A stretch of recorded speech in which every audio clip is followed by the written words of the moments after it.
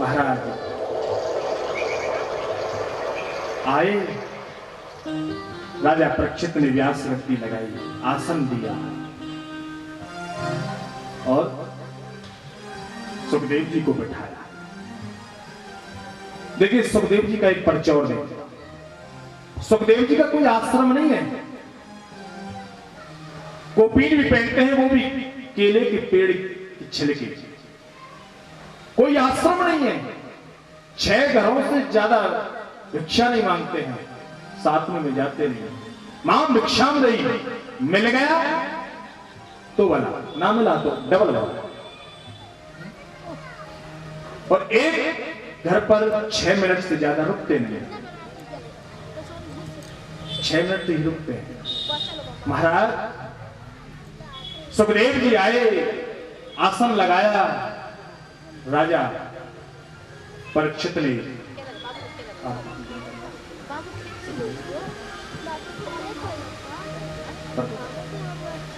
महाराज पूजन कर रहे हैं और क्या कह रहे हैं, केवल राजा परीक्षित ने बहुत सूक्ष्म प्रश्न किया था कि हे प्रभु, जल्दी मरने वाले की मुक्ति का साधन,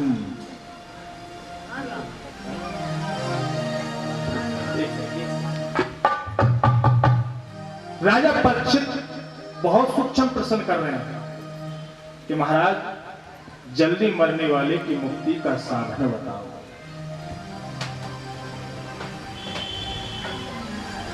और क्या कह रहे हैं कि हरि कथा सुनाने वाले, हरि की कथा सुनाने वाले तुमको लाखों प्रणाम, तुमको लाखों प्रणाम, तुमको लाखों प्रणाम। हरि की कथा सुनाने वाले, हरि की कथा सुनाने वाले तुमको लाखों प्रणाम, तुमको लाखों प्रणाम, तुमको लाखों प्रणाम, तुमको लाखों प्रणाम।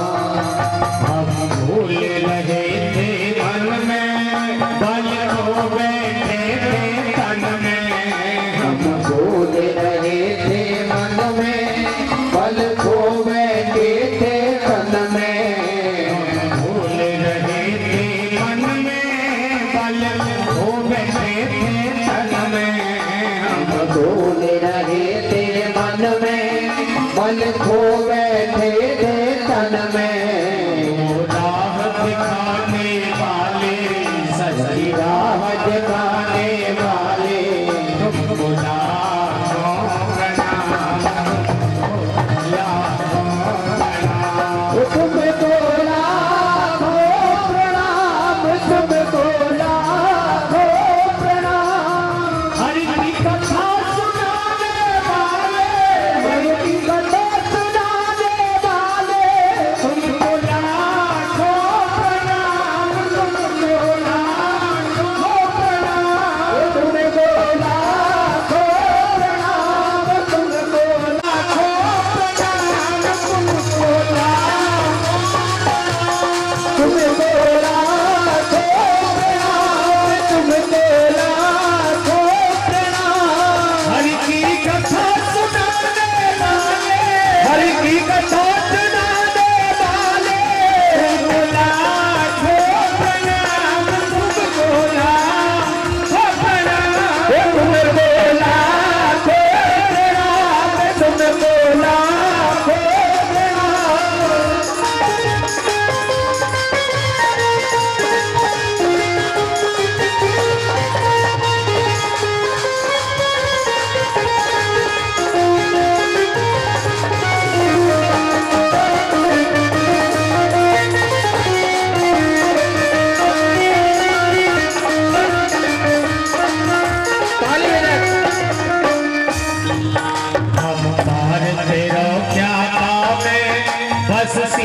झुका यही काम में, हम पार दे क्या पावे, बस शीश झुका यही गावे हम बार तेरो क्या पावे बस शीश झुका यही गावे हम बार तेरो क्या पावे बस शीश झुका यही गावे सच्ची राह दिखाने वाले सच्ची राह दिखाने वाले तुमको लाखों प्रणाम तुमको लाखों प्रणाम तुमको लाखों प्रणाम तुमको लाखों प्रणाम हर की कथा सुनाने वाले हर की कथा सुनाने वाले तुमको लाखों प्रणाम तुमको लाखों प्रणाम तुमको लाखों प्रणाम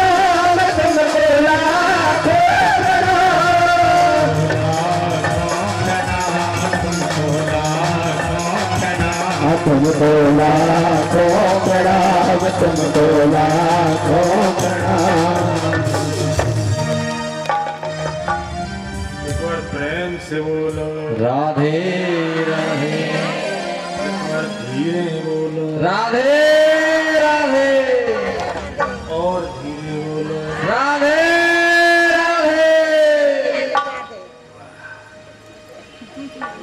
जोर तो जोर से देखिए इसी में ही तो भाव है कहीं ऐसा तो नहीं टाइम पास कर जाते हैं वो आनंद आ रहा है।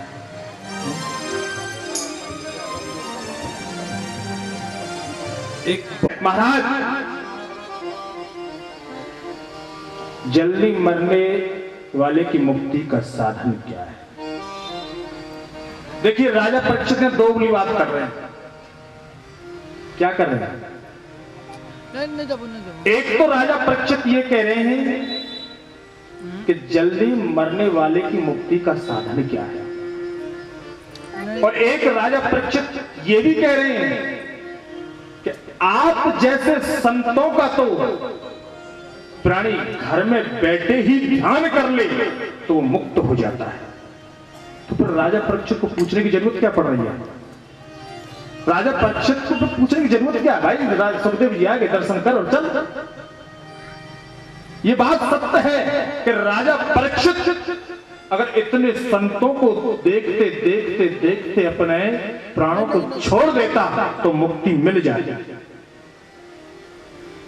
लेकिन साक्षात सुखदेव बैठे फिर भी यही पूछ रहे। उन्होंने किस बात को ध्यान में रखा राजा परीक्षित? देखिए मान लो हमारे देश के प्रधानमंत्री, मैं कहता नहीं लेकिन कुछ हो जाए तो लाखों संत चले जाएंगे, लेकिन एक जाने मत दो, क्योंकि जो मनुष्य योनि मिली है इसको बेकार मत करो, क्योंकि पता नहीं है उनके जन। मान लो भगवान हमको कोई और मनुष्य ना बना के कोई और बना देता, तो सुकर कुकर बना देता, भगवान उसमें प्रसन्न रहते हैं, फिर रेंगते रहो। लेकिन उसे गोविंद ने कितना उपकार किया है, मनुष्य बना दिया है। अगर मनुष्य योनि में भी आकर मेरे गोविंद को प्राप्त नहीं किया तो फिर क्या? देखिए जीना तो सब जानते हैं, जीना तो सब जानते हैं, लेकिन कोई मरना भी जानता है क्या? तो मैं एक दिन बता रहा था ना कि अब के ऐसे मर जाओ जो कभी मरना भी नहीं पड़े, कि मरना भी पड़े तो राधे में मरूं तेरे द्वार, कबहू तो लाडली पूछेगी कि कौन पड़ोए दरबार। अभी राधा रानी की एक कृपा भाई नजर पड़ गई तो कल्याण हो जाएगा। तो महाराज हम प्लानिंग बनाते हैं, इस मनुष्य का कोई भरोसा नहीं है।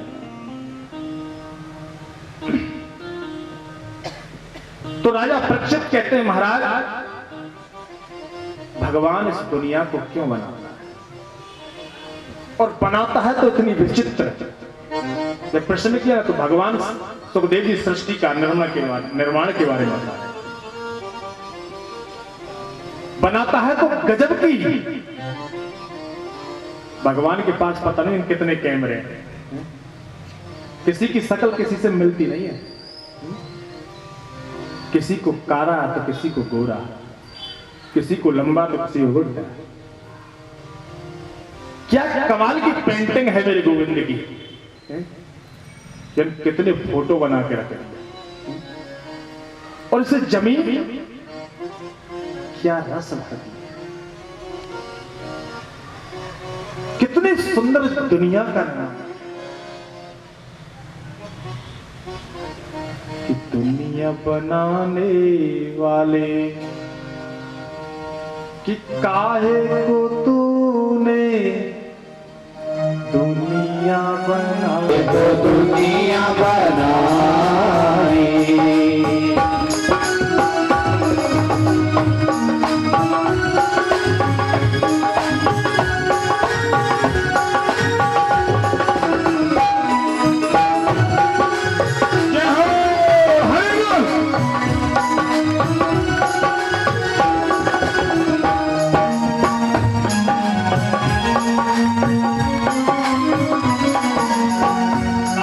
बनाए तूने माटी के पुतले,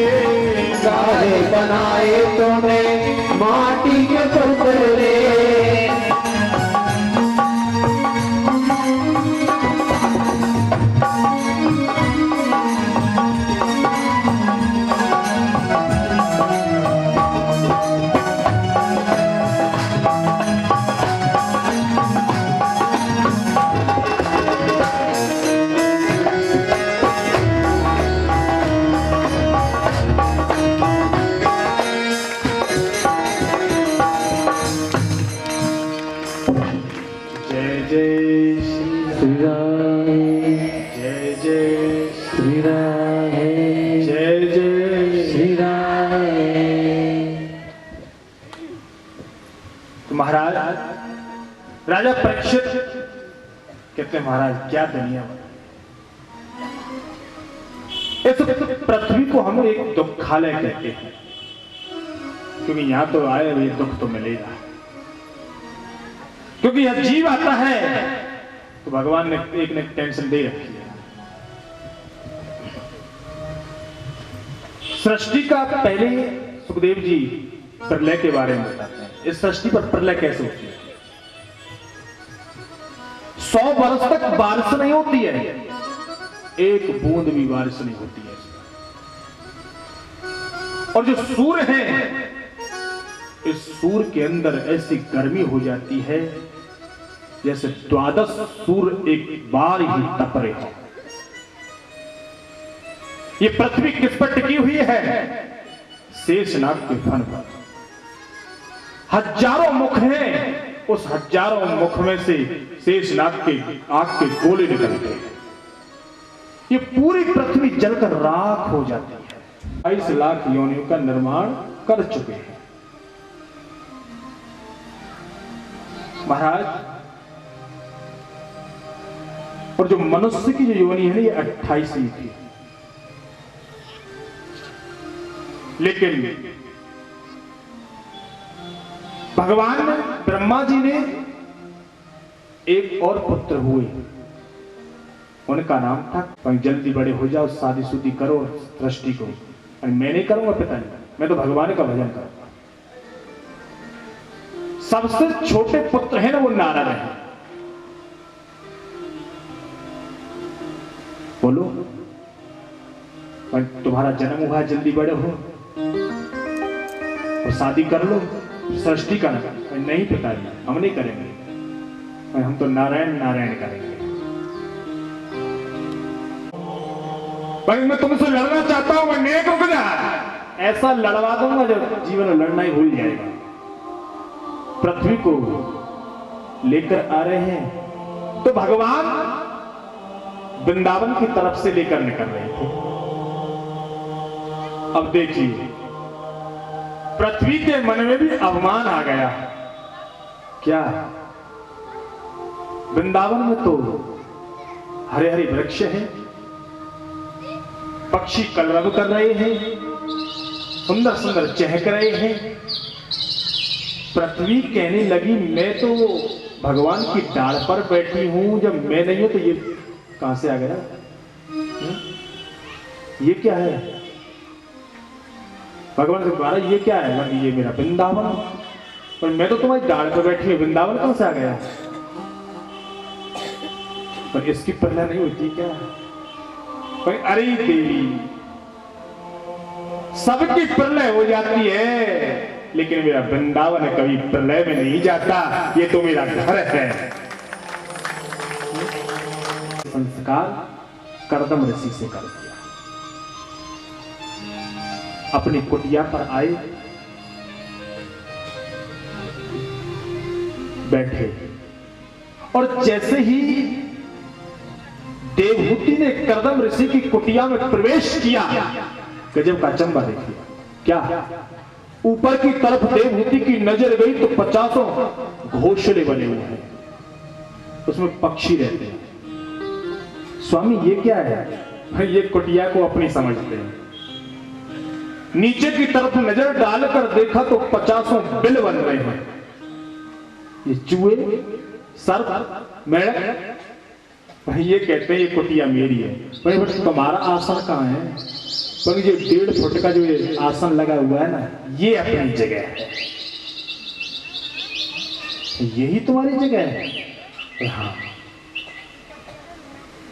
कुटिया से नीचे झांक कर देखा तो नदी के किनारे शेर और गाय एक साथ पानी पी रहे हैं।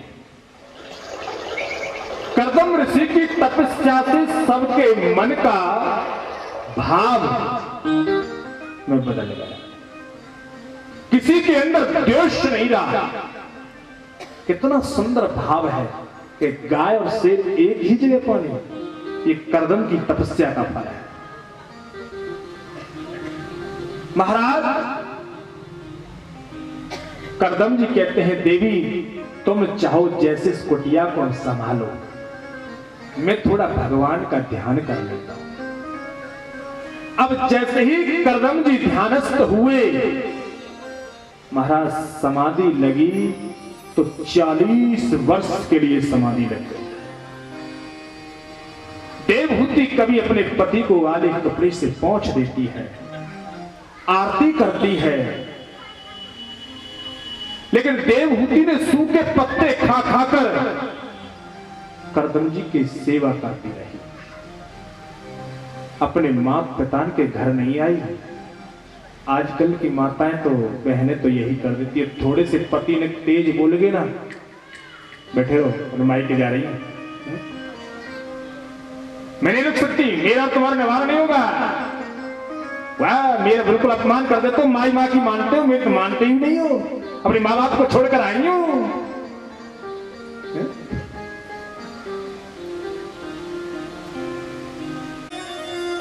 क्यों? माताजी तो पतिदेव तो बेचारे घर में नाश्ता के लिए तड़प रहे हैं और माताजी मंदिर में घंटा बजा रही है। पतिदेव सोच रहे हैं कब आएगी देवी तभी नाश्ता मिलेगा। पहले पतियों के सम्मान करो, क्योंकि मेरी मां और बहनों का प्रथम गुरु ही पति है।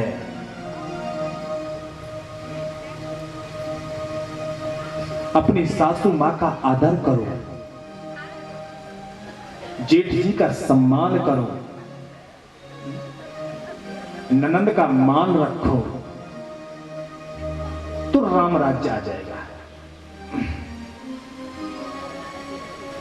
महाराज 40 वर्ष बाद कर्दम ऋषि की समाधि टूटी तो एक सामने बूढ़ी मां को बैठे हुए देखा। यानी देवहूति का शरीर झुर्रियां पड़ गई, केस जटाओं में परिणत हो गई। मेरे घर पर 9 यज्ञ तो तैयार हो गए।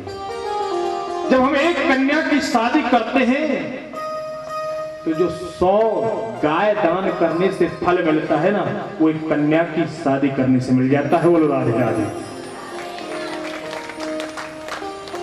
तो उस बेटी को क्यों नहीं आने देते हो? क्यों उस बेटी को रोक देते हो? आने दो उस बेटी। संसार में नेत्र खुले नहीं, पलकें खुली नहीं, उससे ही पहले उसका गला घोट दिया जाता है। महाराज देखो बेटी क्या है, पिता कितना भी कठोर हो,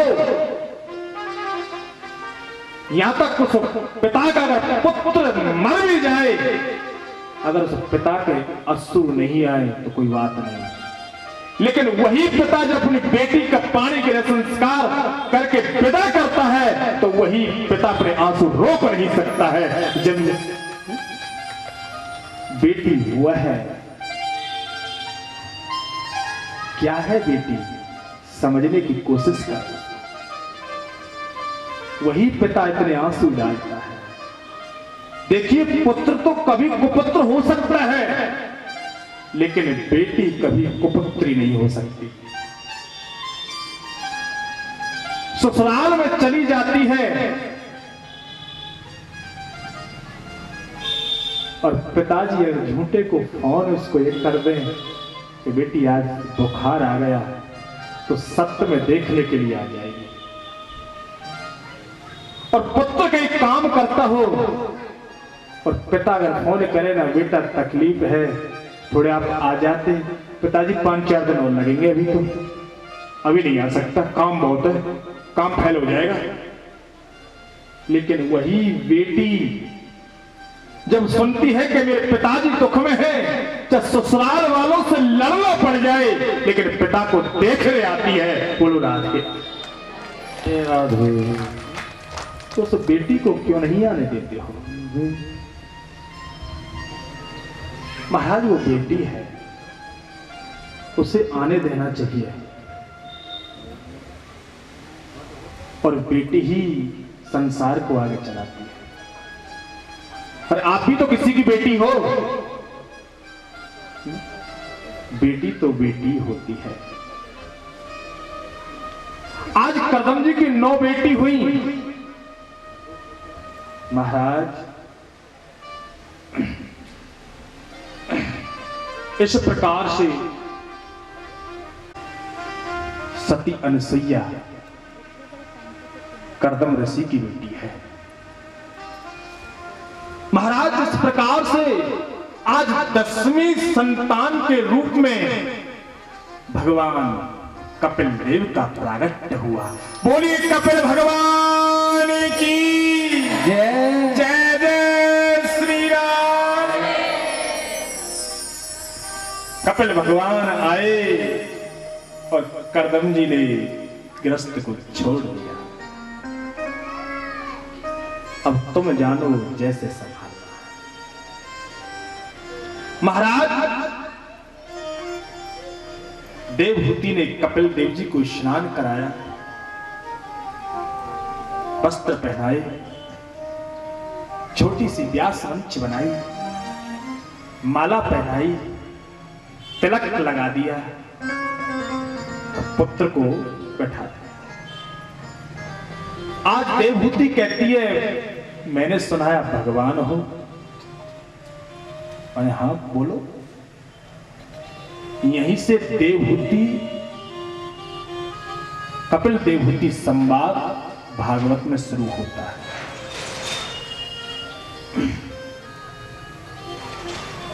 महाराज देवहूति कपिल देव से क्या कहती है, बहुत ज्ञान के प्रसंग है। हम भगवान की सेवा में हमारा मन नहीं लगता है। सत्य बात है। आपके हाथ में माला पकड़ा दी जाए ना, 5 मिनट में सो जाओगे। अब बहुत सी माता तो कथा पांडाल में सो जाती है, लेकिन जो भी सोए ना बगल वाले कोनी मार देना उसे। और जो नहीं जगाएगा ना, बगल में बैठने वाले की सौगंध है।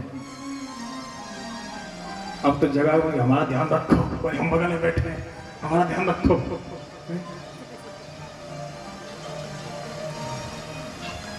बेटा ये प्राणी की 10 इंद्री होती हैं, 5 ज्ञानेंद्री, 5 कर्मेंद्री। ये हाथ सुंदर काम होता है, पैर कहीं चलना हो तो पैरों से जाओ, जीभ इसको सुंदर सुंदर खाने को मिष्ठान चाहिए, आंख इनको सुंदर दृश्य देखने को चाहिए, कान इनको सुंदर संगीत सुनने को चाहिए। हर इंद्रिय प्राणी को अपनी ओर खींचती है। आंख कहती है मुझको सुंदर दृश्य देखना है, कान कहते हैं मुझको तो सुंदर संगीत सुनना है, जीभ कहती है रसगुल्ला खाने को चाहिए। हर इंद्रिय अपनी ओर प्राणी को खींच रही है। लगाते लगाते एक दिन हमारा ही भोग लग जाता है, लेकिन इंद्रिय कभी अपना काम नहीं छोड़ेगी। 100 साल के हो जाएगा फिर भी जीभ बड़ी चटोरी रहेगी, कुछ खाने को आनंद चलते रहते, लेकिन इंद्रिय कभी मर। देखिए हमारी तृष्णा कभी मरती भी नहीं है। अब मैं तुमसे पूछा, तुम मेरे से पूछ लो ना कि महाराज जी आपकी तृष्णा मर गई, अरे पूछ लो ना एक बार, पूछो। मैं तुमसे पूछा तुम भी पूछ लो एक प्रश्न, बिल्कुल नहीं मरी, तुमसे भी ज्यादा है, बिल्कुल नहीं मरी है, तुमसे भी ज्यादा है, लेकिन उस तृष्णा को मारा जाता है धीरे धीरे करके। उसको मारो, मारने की कोशिश करो, उसको रोको, क्योंकि ये इंद्रिय कभी इसकी पूर्ति होती नहीं है, एक दिन हमारा ही भोग लगेगा। जब प्राणी कि जब हमारे नियम क्या है, अब क्या है भाई, तुम्हारी जिम्मेदारी केवल इतनी है कि तुम्हारी बेटी और बेटाओं शादीशुदी हो गई, अपने काम पर सेटल हो गए, अब ऐसा और कर तू अपने जीवन को सुधार। बेटी का जो बेटा होता है ना, वो कहता है, तो जो पोता होगा वो क्या कहेगा, बाबा बाबा, और बाबा हो गया चल दो। इधर बेटी का बेटा है, ना ना ना ना अभी मत जा, रुक जा, अभी रुक जा, कोई और काम है तेरे से। केवल तुम्हारी जिम्मेदारी इतनी है कि तुम्हारे बच्चे सेटल हो गए, अब भगवान के भजन। अब तुम बहू के भी पोता हो जाए, उसकी भी शादी हो जाए, उसकी और एक और हो जाए, स्कूल के मैं ही लाऊंगा, मेरे बगैर रहेगा कैसे, अब यूं ही चक्कर काटते रहोगे तो फिर बूढ़े मरेगा कब, मरेगा नहीं क्या, कम से कम मर तो जा। अरे आगे चलो भाई, किसी के नंबर और आने देना। अगर तुम यूं ही चक्कर काटते रहो तो एक दिन हो जाएगा। देखिए तुमसे ज्यादा जिम्मेदारी भगवान की है। ब्रह्मा जी का क्या काम है, ब्रह्मा जी का क्या काम है, दुनिया बनाते हैं। हम ब्रह्मा जी ने बनाई। भगवान विष्णु का क्या काम है, तो पालन करते हैं। भगवान शंकर का क्या काम है, श्रृंगार करते हैं। देखिए जब हाथ शक्ति नहीं रही, पैर चलना छोड़ दें, आंखों से दिखना बंद हो जाए, कमर झुक जाए, चार पाई पर पड़े रहें, कानों से सुनाई नहीं दे रहा, फिर हम क्या मांगते हैं, मौत। कि भगवान अब तो मौत दे दे, मौत दे दे। क्योंकि बच्चे भी जग जाते हैं, कम मरेगा ये बूढ़ा, चलता ही नहीं है। तो वही मेरे भोलेनाथ आपको मौत प्रदान कर देते हैं। बोलिए राधे राधे। वो मौत प्रदान करते हैं, कम से कम सिलसिले भाई सब आगे चल।